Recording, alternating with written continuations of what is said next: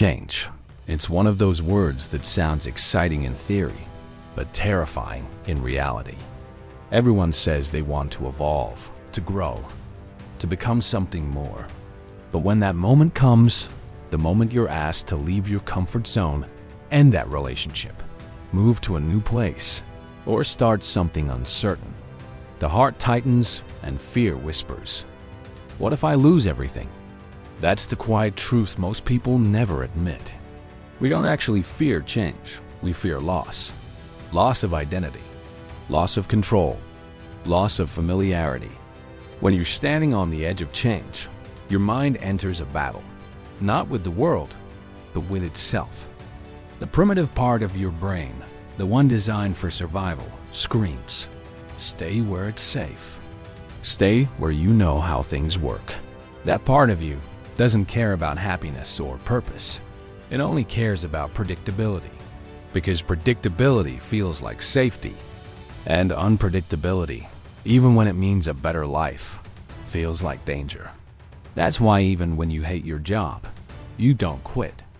Even when your habits are destroying you, you don't stop. Because deep down, your mind is addicted to the known pain rather than the unknown possibility. It's not laziness. It's not weakness. It's psychological inertia, the invisible force that keeps you chained to what's familiar. Here's the strange paradox. We build our lives around stability, yet the world itself is unstable. We cling to jobs, people, and versions of ourselves that no longer fit, because the idea of letting go feels like death. But change is not the enemy. Change is life itself. The cells in your body change every few weeks. The seasons, the people you meet, even your thoughts, all constantly shifting. The only thing that doesn't change is the human tendency to resist it. The fear of change is not irrational, it's deeply human. But what's tragic is how many people confuse comfort with peace. Comfort can numb you. Peace frees you. And to reach peace, you have to go through the discomfort of growth. There's a quiet moment in every person's life when you realize that staying the same is more painful than changing. That's the point when real transformation begins. Because courage isn't about not being afraid. It's about choosing movement despite that fear. It's about saying, I don't know what's coming next, but I trust myself enough to handle it. Think about it. Every major breakthrough in your life came right after chaos. A breakup that forced you to grow. A failure that pushed you to try differently.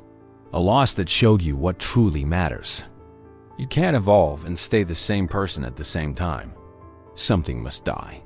Your comfort, your old identity, your illusions, for something new to be born.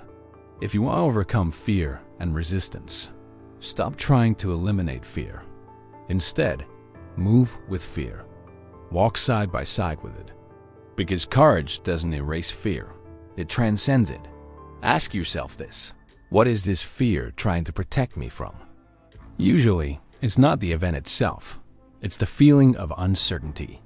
But if you can sit in that uncertainty long enough, you'll find it's not the monster you imagined. It's the birthplace of every new version of you.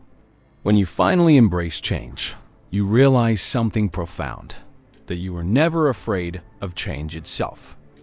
You were afraid of losing control. But life was never about control. It was always about surrender, not in weakness, but in trust. Trust that even if everything falls apart, you'll still find your way. Change doesn't destroy you.